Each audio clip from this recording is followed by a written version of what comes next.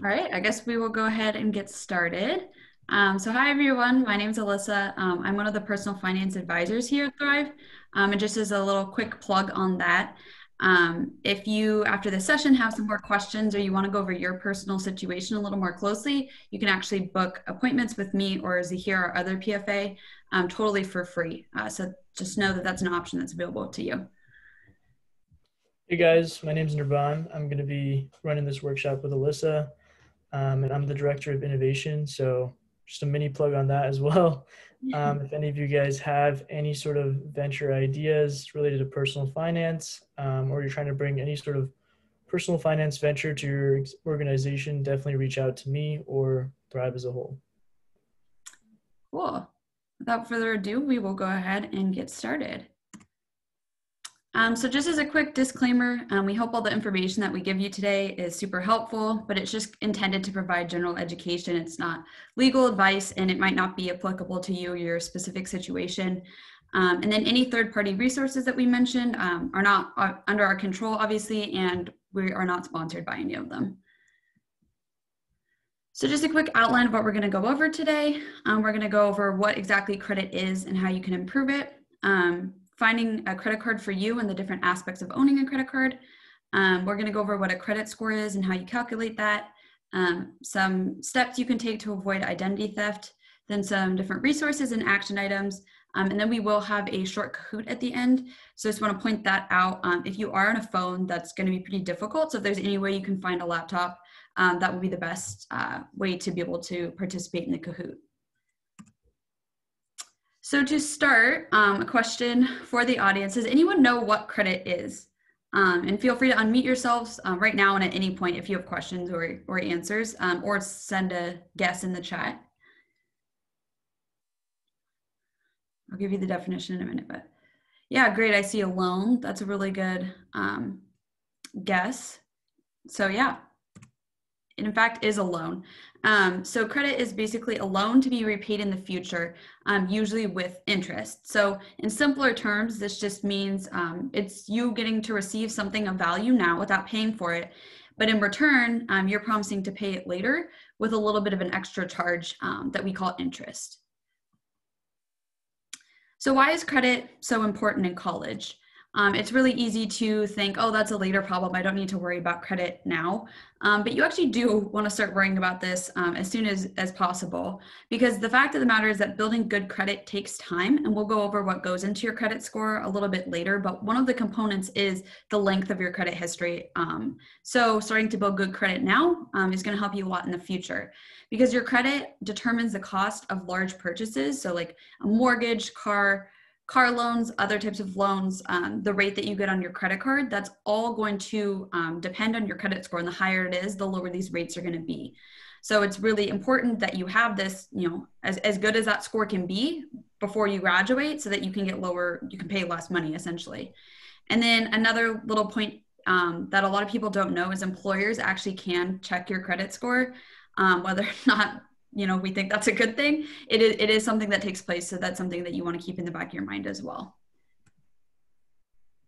Great, thank you. So now let's talk about credit scores. So as defined, credit score is a numerical value that determines the trustworthiness of a customer to make payments.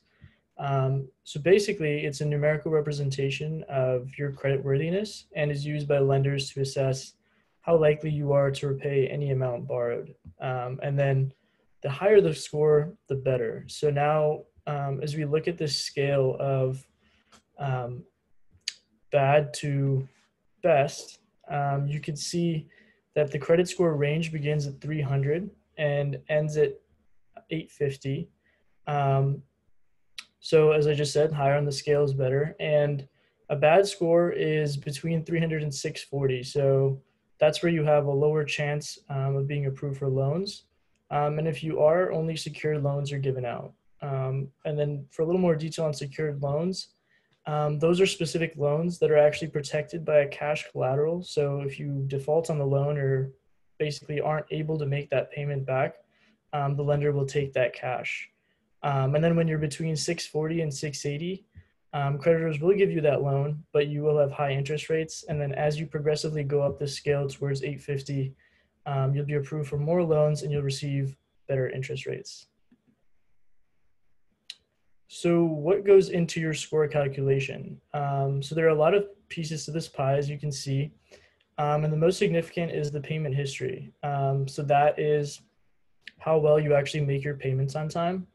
And then when you look at amounts owed, so when you have credit that when you're borrowing money from a lender, you want to make sure that you are not using up extraneous amounts of credit, and you want to use credit in a set minimum within the amount of credit that you're allowed. So depending on how much you owe the lender, your score will fluctuate and go up or down. And then when you look at 15% of length of credit history, that's not necessarily in your control, because we all open different lines of credit at different stages of our life. So as we're in pretty early stages now in college, you're not going to have much of a credit history because you're just getting started. And then when you look at 10%, so new credit talks about any sort of applications or different sorts of credit vehicles that you want to use. So if you are trying to open up too many credit cards, your score might go down. And then when you look at types of credit used, if you have a bunch of student loans and you have a bunch of credit cards, all those different avenues of credit are going to make your score take a bit of a hit.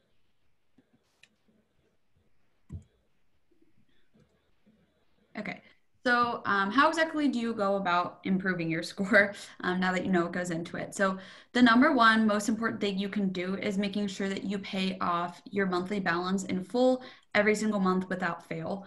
And you do have the option to pay off just a minimum amount that technically you're not going into default or like breaking any rules. But by paying off your monthly balance in full before the due date, you have the added advantage of not paying any interest on a balance that you're carrying forward, and you're increasing your score faster. And so the second way that you can improve your score is to maintain a less than 30% utilization rate. So basically what this means is to use less than 30% of the total credit that's given to you, which is known as your credit limit. So for example, if you open a credit card and they give you a $1,000 credit limit, generally you want to try to keep it around $300 or less. It's not a huge deal if like 1 month or two you go over for a period of time. If you're paying it off in full, that's going to impact your score a lot more than this utilization rate anyway, but it is a good target amount to keep in mind. And also important to note is that the 30% is referring to your total credit line throughout different credit cards. So if you have more than one credit card and you rack up a high balance on one of them, as long as your total balance on all of your cards is less than 30% of your total credit card lines when you add them all together. If that's under 30%, you're totally good. It doesn't matter which cards you use. And so a lot of people, when they are starting out, we sometimes recommend that you assign a new card a sole purpose. If you're worried that you might overspend because now you have the freedom of this credit card that you can charge whatever you want to, a good way to kind of start out and learn how to use it is to pick one thing to charge. So maybe, for example, you put your Netflix subscription on a credit card and you set up auto pay. So every single month, the bank automatically takes money out of your debit account and pays your credit card and pays this Netflix. You're building your credit and you're not even having to do anything. So this is like a really great option.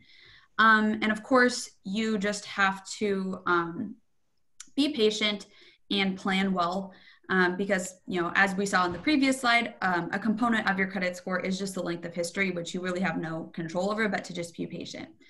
And I do see a question in the chat, which was, should I open a new credit card if my utilization rate is over 30%?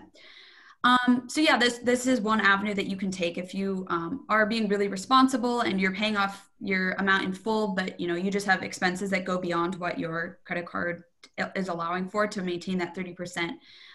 You can also request a credit line increase from your bank. So I know like through Bank of America, where I have one of my cards, it's actually an option on like the mobile app and the online account. I can actually just automatically request on there, and most of the time I end up like being approved. As long as you're like paying in full, they oftentimes will let you increase your credit line. So I would start there before you go and open a new card, but that is an option. And then we like to include this fun fact. According to a 2014 NerdWallet analysis, more than half of single adults over the age of 25 are somewhat less likely or much less likely to date someone with bad credit. It's kind of funny, but when you think about it, your credit score can be a representation of your trustworthiness and your character.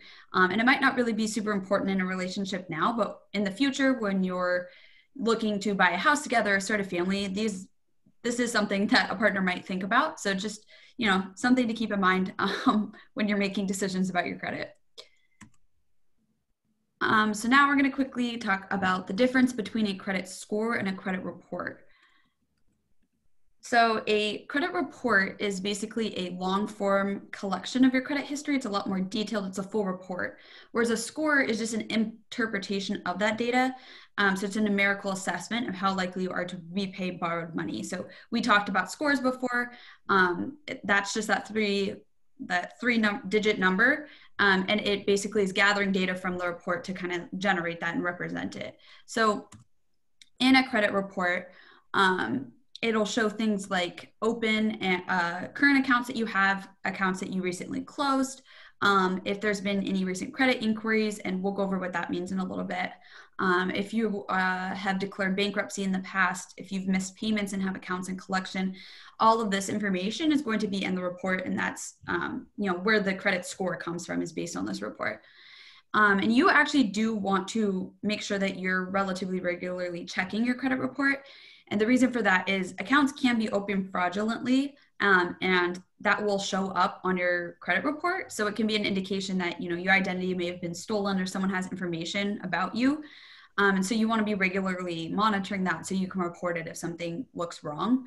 And you can get a free credit report once a year from each of the 3 credit bureaus at annualcreditreport.com.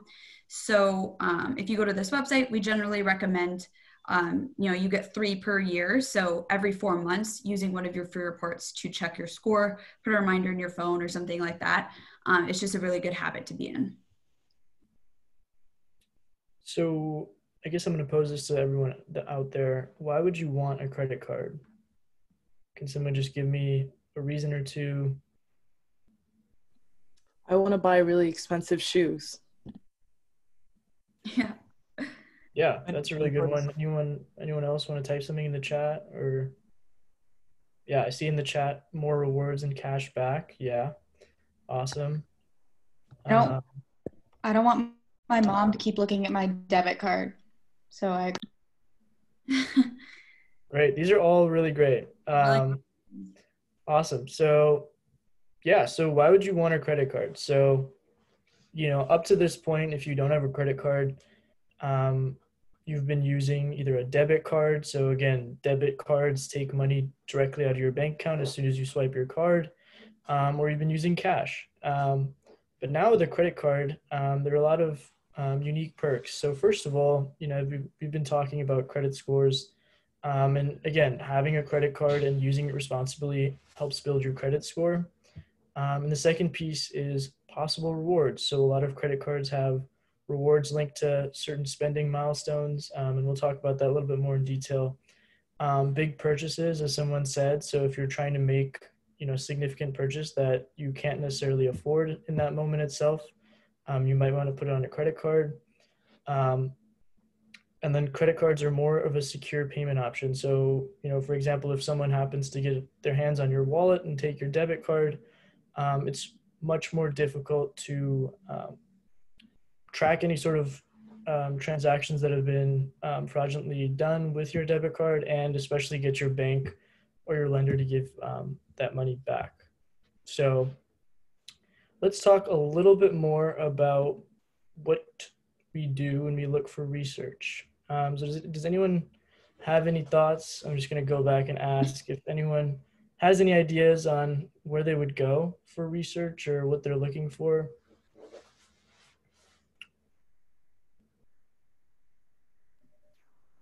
I know the website NerdWallet has like a great comparison tool, and from what I've heard, it's pretty unbiased. Like there are a ton of like sponsored cards, if that makes sense. Mm-hmm. Yeah, we love NerdWallet. Yeah, awesome. Yeah, great comments in the chat. So rewards. So let's talk about rewards. So rewards are all about you at the end of the day. So, when you're looking for that credit card, think about where you spend your money. Is it at the grocery store? Is it at the gas station? Do you fly a lot? So as there are cash back rewards, there are travel rewards, and even some cards have some really unique sign up bonuses, and also just other perks that are outside of something to do with monetary benefits. That's what you need to think about when you're making those decisions, and you're weighing those side by side. And then again, look out for annual fees. So annual fees are often tacked on with cards that have higher rewards returns, but you need to evaluate for yourself whether you can afford that annual fee and whether those rewards are outweighing those annual fees. And again, as your credit history is built and you have greater credit over time, you'll be eligible for credit cards with greater rewards and greater perks. Okay, so next we're going to go over the term interest rate, which I did briefly talk about earlier, but basically an interest rate is the amount charged as a percentage of your principal, which is like the amount of money that you spend by a lender for using their money. So more specifically, when it comes to credit cards, the interest rate that we're worried about is called an APR. So APR stands for annual percentage rate, and basically it displays how much interest you will be charged on an annual basis, not monthly. So if you want to figure out how much you would be charged on a monthly balance that you carry over, you can take the APR and just divide it by 12. So if you had a 24% APR, this would mean 2% is charged per month. And so you just want to make sure that you're keeping APR in mind when you're shopping for a credit card. Now, it is easy to think, oh, I'm never going to carry a balance. And that is true. If you don't carry a balance over and you're paying in full every single month, then technically you don't really need to worry about what this APR is, because if you're paying in full, you never are paying any of these fees. But you definitely want to be mindful and look at that APR, because you never know if an unexpected event or something is going to come up where you aren't able to pay 1 month. You want to make sure that you have an APR that you can afford. So let's look at a quick example. So Lisa, real quick, we have a question in the chat. Yeah, it's credit utilization calculated based on monthly uses or yearly. Yeah, so it's basically at any given time. It's so like your credit score, however often it's calculated, like once a month or whatever, whatever your utilization is at that moment in time when they choose to calculate the score, is like what's going to go into that. So it's not just like your average, it's like literally what it is at like that given time when it's calculated, if that makes sense. So again, it's not a huge deal if like at a moment in time you're utilizing more than 30%, but then you go and pay it off in full. You're not going to see like a massive tank in your credit score. It's like not that big of a deal. It's just something to like keep in mind. So hopefully that answered the question. So what we have on the screen right here, this is just an example of a statement that you might receive from your credit card provider. So in this case, the person spent $283.36 in that period. And the minimum payment that is due for them today or by February 16th is $25. And this is the amount that they have to pay to avoid paying a late fee of $35 and potentially increasing their APR to almost 30%, as you can see in the fine print right there. So you never want to not pay the minimum payment and pay nothing at all. If something does come up, just try your absolute best to make sure that you pay this minimum payment so that you're not defaulting and you're not getting all these penalty fees. But you really do want to be paying a lot more than the minimum, paying the full balance as often as you possibly can, because you can also see here that if you only make that minimum payment of $25, it's going to end up taking this person 13 months to pay down their $283 balance. And in the end, they'll end up paying $322 in total instead of that $283. And, $283 in the scheme of credit cards is not even that big of an amount, and they're paying a pretty significant fee for that. So you can imagine if you're racking up like thousands of dollars, how much you end up paying if you're only paying that minimum balance. Great, yeah. So let's go to another example here with cars. And I guess this might be a little more relevant as we, either graduate and, finally start to look into greater purchases. So this is a comparison between new and used cars. So I want you guys to take a look at, first of all, used cars generally have a higher APR, and that's just how it goes. So that's something to keep in mind. But look at the difference between the APR rates between all the different credit statuses. So excellent, we have 2.77 versus 3.77. So that's a whole percent difference between new and used. For average, you see that increase even more. So we're talking 4 and 8. And then as we go up, it's 13, 17. So as you go down in terms of credit status, those APR rates really just balloon to extremely high costs. And then, you see that initial loan of $18,000. And eventually, if you're working with a poor credit status and you're going for a used car, you're going to end up paying over $29,000. So that's just something to keep in mind. And that, I guess, gives you a little bit more idea of how those APRs and that credit status work together. So why do used cars have a higher APR? I'm honestly not entirely sure why that is. My guess would be that generally they assume if you're paying for a used car versus a new car, you're probably like a lower income person who like would have a higher chance of defaulting. That would be my guess. And then like in this example ends up being overall more expensive, but obviously like if you're looking at like a used Prius versus like a brand new Ferrari, like they're going to be different, but this is just talking the $18,000 loan, the cost of that, if that makes sense, not the cost of the car. Yeah, that's my biggest, would be my guess, but I'm not entirely sure why used cars have a higher APR. Cool. So yeah, so back to this question of, how do I build credit? So we talked about what goes in your credit score, but now here's some other strategies that you can start thinking about to build credit. So first of all, while the situation might not be available for everyone, if you do have parents and guardians that are willing to let you be an authorized user on their credit card, that'll be a great way to start. However, when parents and guardians co-sign, their credit score will take a hit as well as your own in the beginning, and then that credit score will bounce back.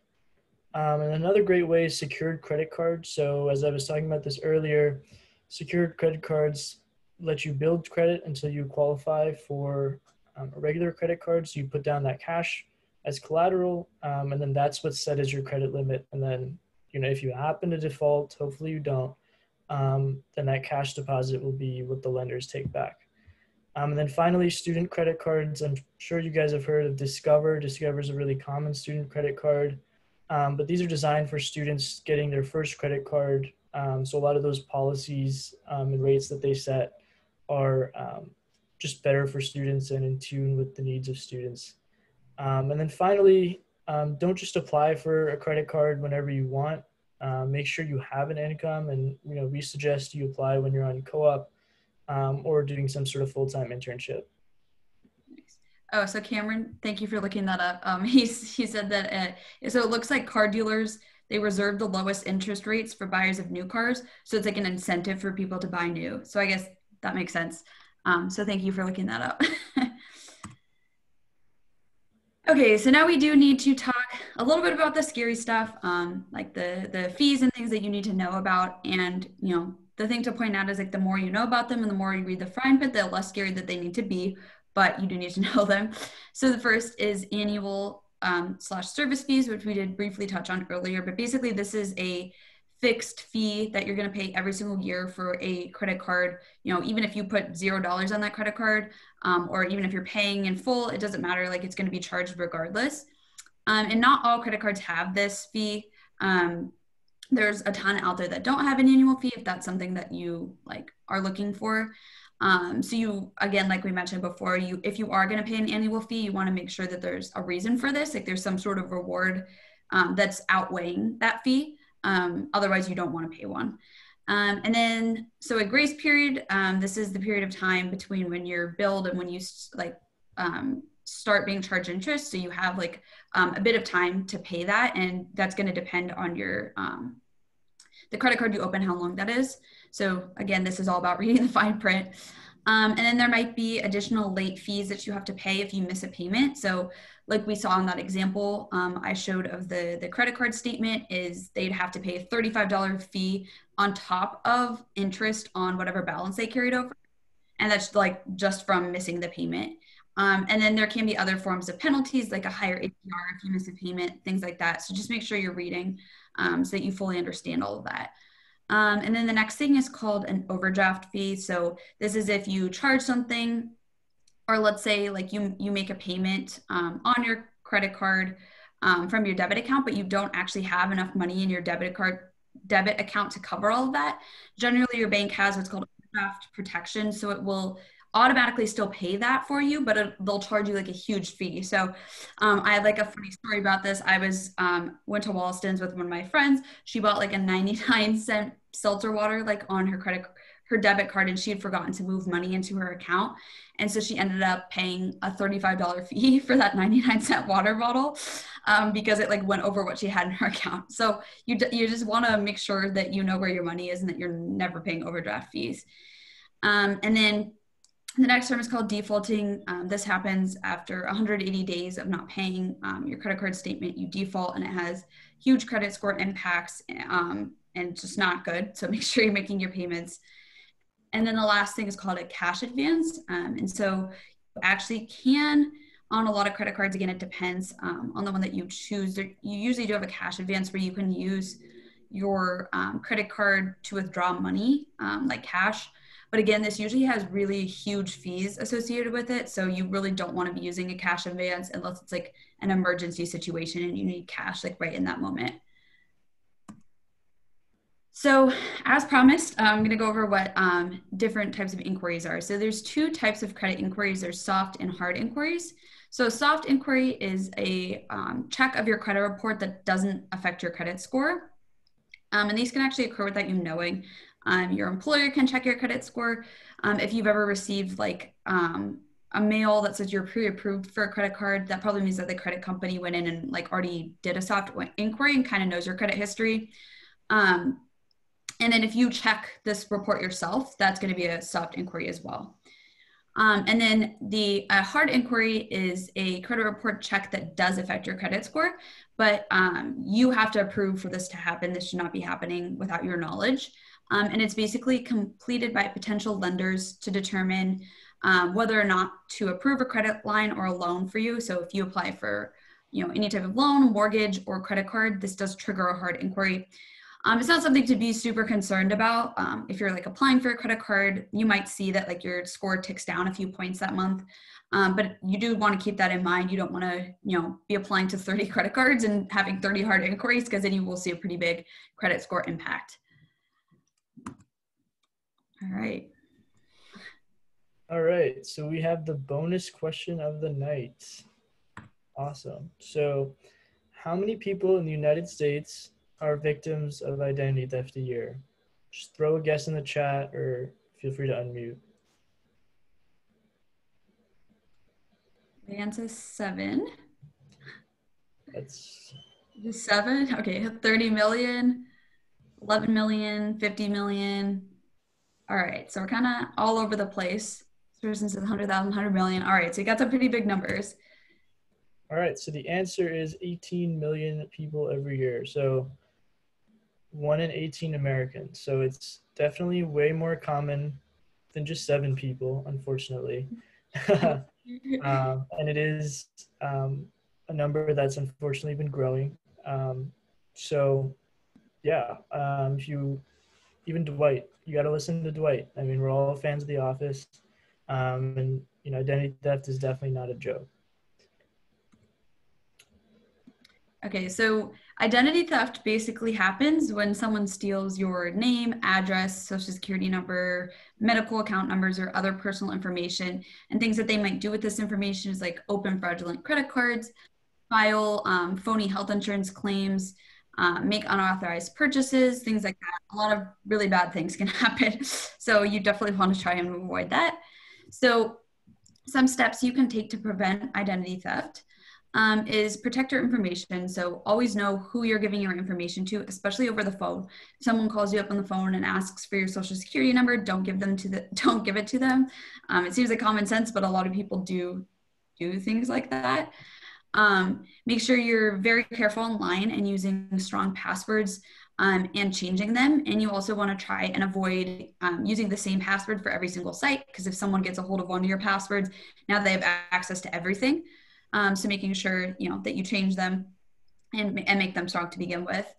And then obviously we know don't click on links from strangers, limit what you share on social media. So don't put a bunch of, personal information online that could, allow someone to figure out information about you that you don't want them to have. And this is a big one that a lot of people forget, is to make sure that you use a locked mailbox, because, you might be mailed like a credit card bill or a medical statement or something like that. And that can have, personal information on there that you don't want someone having access to. So make sure that your mailbox is a lock. And then always monitoring your financial statements. So making a habit of checking your both your credit report, but also like your credit card statements, your debit card accounts, and making sure that you recognize all the charges that are being made and that you made them. Because, this can be a first sign, as a thief might test out like charging, a cent or something like this. And that can be an indication that they have your information. And then overall, just like being vigilant and paying attention to everything that's going on. So I'll just bring up a few like recent breaches just to demonstrate that, sometimes things happen that are totally out of your control, and no matter how careful you are, sometimes things happen, which is why it's so important that you're monitoring your credit report, you're checking your credit card statements to make sure, because even if you're super careful, things like the Equifax breach happened. So in 2017, one of the credit bureaus was hacked and more than 145 million social security numbers were leaked. So it's obviously really bad and out of everyone's control. And so those people had to go log on and find out if they were impacted. And some actually got like some money in exchange for it. But obviously that's not worth everything that they had to go through. And now these people need to make sure that they're really careful for years to come, because people could have their information. And then similar things happened with the Cambridge Analytica hack of Facebook, and another Facebook breach that happened in 2018 where 50 million accounts were hacked. So this is showing you that there are things out of your control, but you need to be vigilant and monitor your personal information.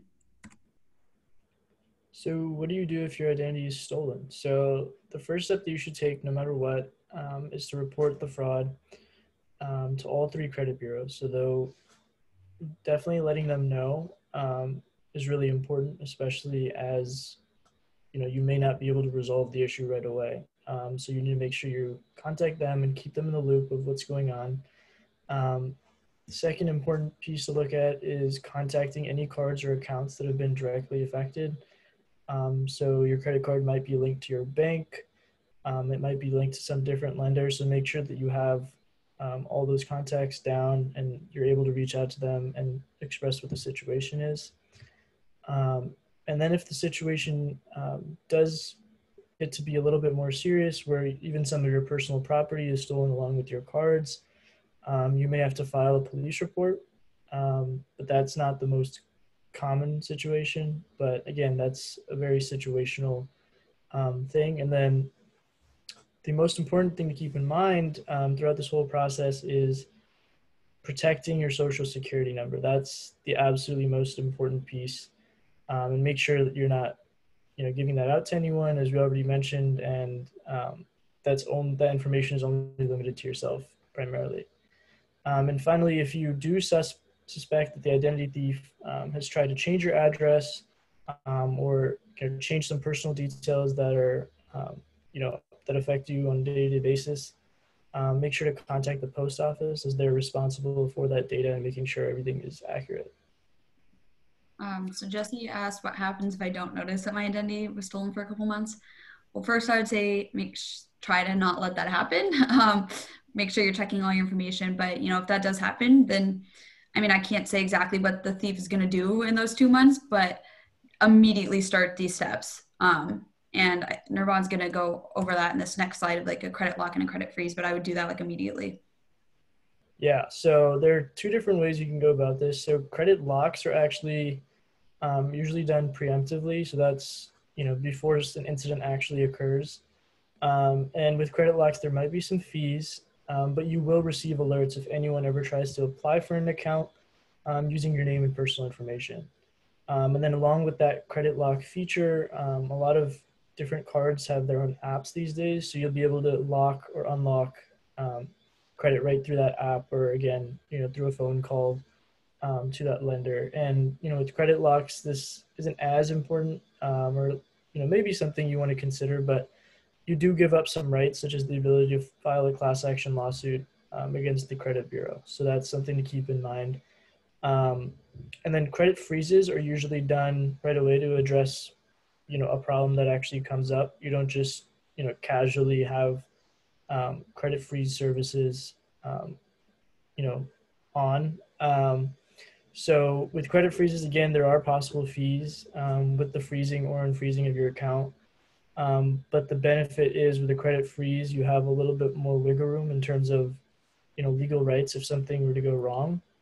And finally, with a credit freeze, it will take more time to thaw a credit freeze and actually gain full access to your accounts after you decide that you want to restart those. So that might take a few days.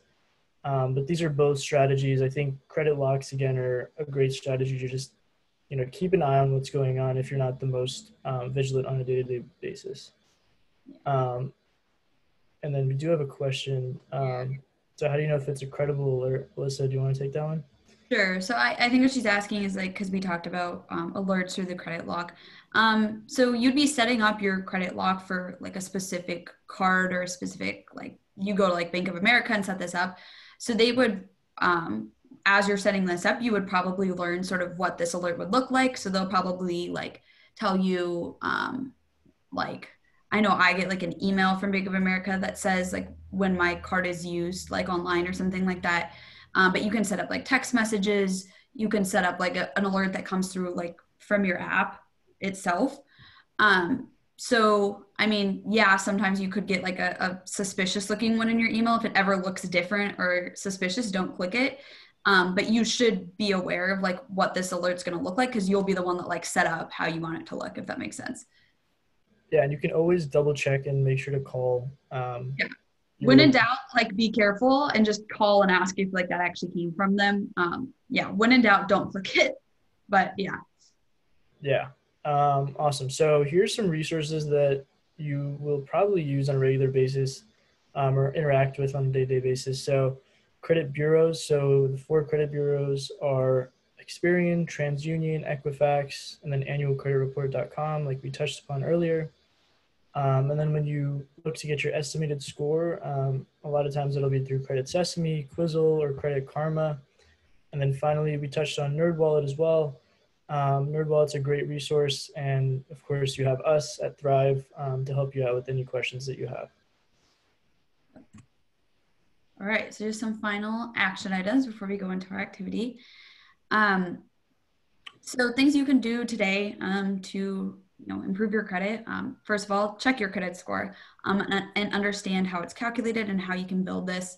Nirban shared some resources of where you can check your credit score, but I would always start by checking your bank or where you have the credit card set up. I know for both of the credit card accounts that I have with Bank of America and Capital One, they both offer free credit score estimates. So they give me that every single month. So you might be able to get it through there.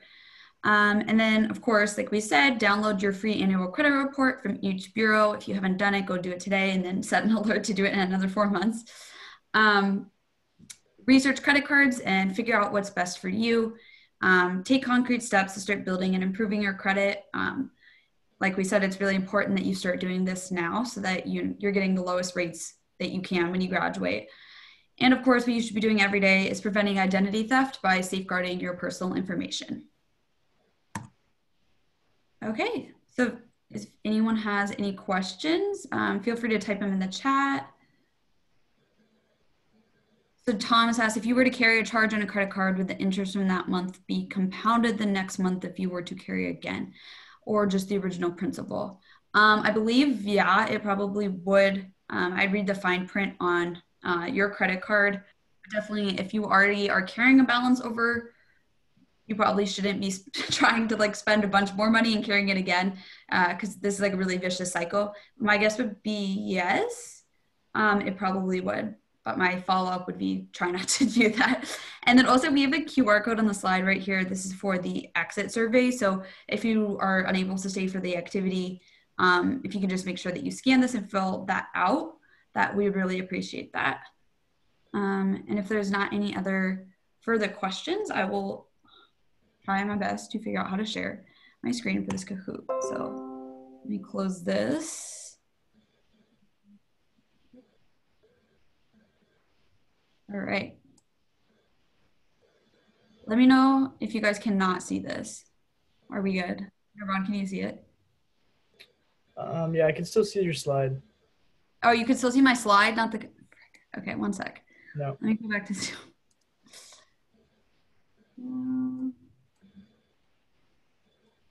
There we go, okay. Okay, can you see the Kahoot now? Yeah. Awesome, all right. So let's get this started. All right, so you guys wanna go ahead and join, I'll give you a few minutes.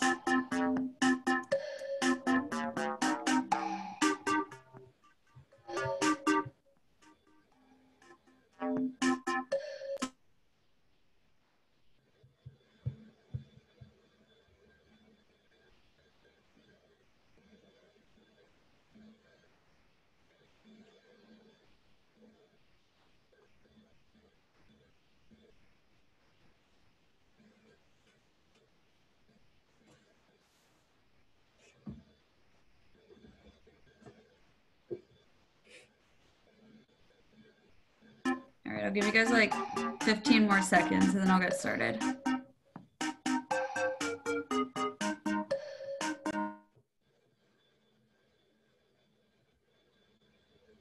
right, I'm gonna start.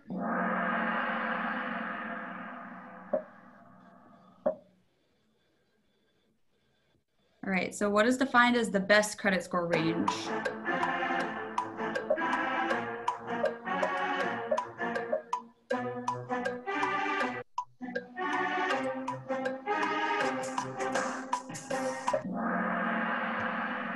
Good, so most of you got that. The range is 720 to 850 would be considered best, where you're gonna get the best interest rates. Nice, so Leanne is on top. All right, so which of the following impacts your credit score the most?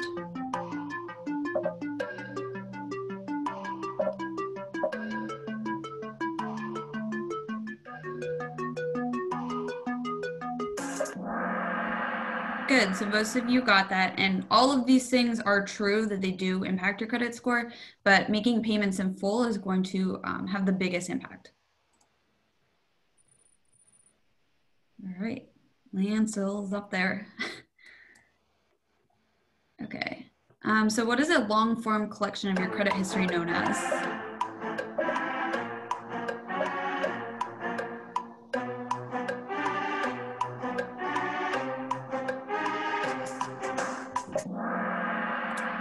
Yep, it is a credit report. Okay, next question. What is the recommended credit utilization rate?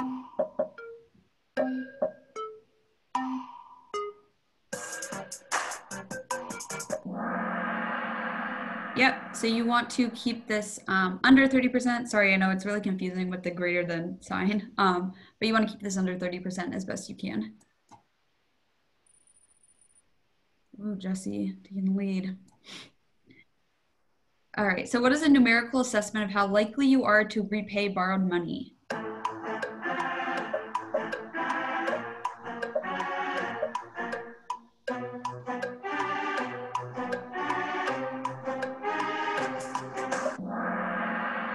Yep, credit score, good, everyone got that.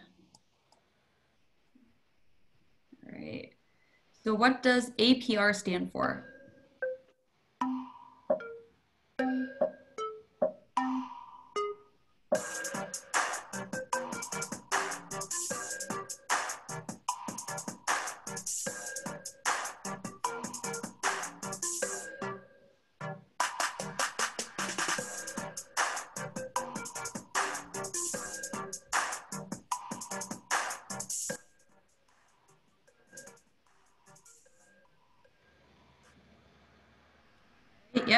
stands for annual percentage rate. It's the amount of interest that you'll be charged per year. Skipping that.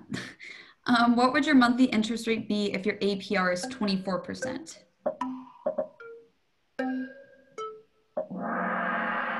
Nice. Everyone was fast on that one. So 24% divided by 12, 2%.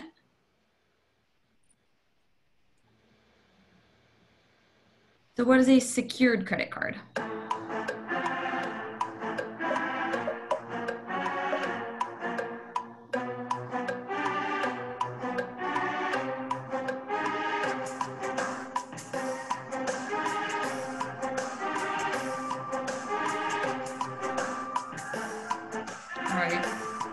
Skip ahead if you haven't answered yet.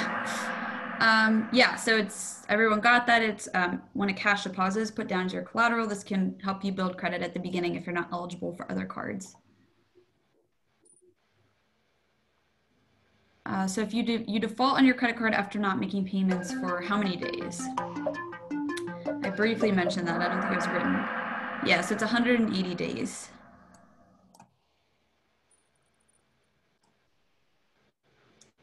So which of the following options is not a credit bureau?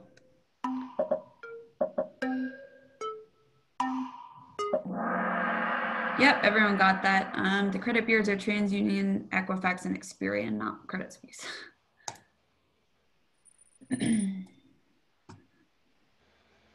And where can you go to obtain your credit report for free? This one can be a little tricky.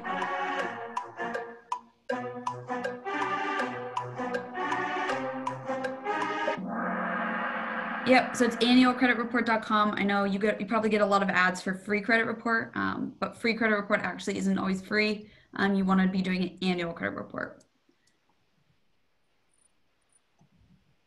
Okay. How can you prevent identity theft?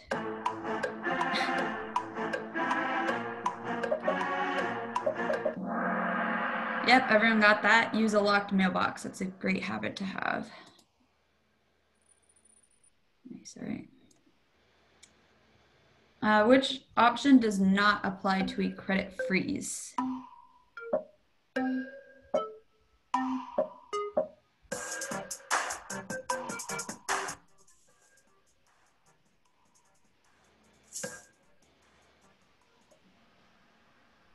Yeah, so in this case, you won't immediately be able to unlock or lock your accounts like you would with a credit lock. A credit freeze, it's usually going to take a few days for your credit to thaw.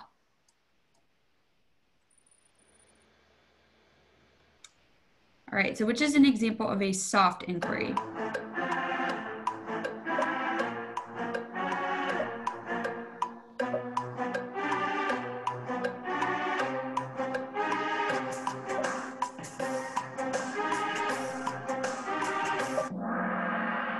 Yep. So checking your credit report is the only one that here, like you yourself doing it is a soft inquiry. Applying for a credit card is actually going to be a hard inquiry because you're applying for a loan essentially. All right, and final question. What are some resources you can use to learn more about credit? And there could be more than one answer that is acceptable. Yep. So everyone should have gotten this right. Any of these you can use. You can book appointments with personal finance advisors. You can just come to Thrive. Right now, the Thrive library isn't super open because of COVID, but normally that's a great option, as well as NerdWallet. We love NerdWallet. Okay, so here are the final positions. Michelle, nice job. Thomas in second.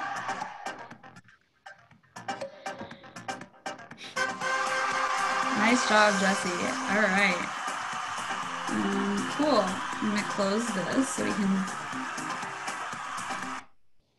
Nice. So thank you guys so much for coming. If you haven't had a chance to fill out the exit survey, please do that. We hope to see you next week for investing. Thank you. Thank you.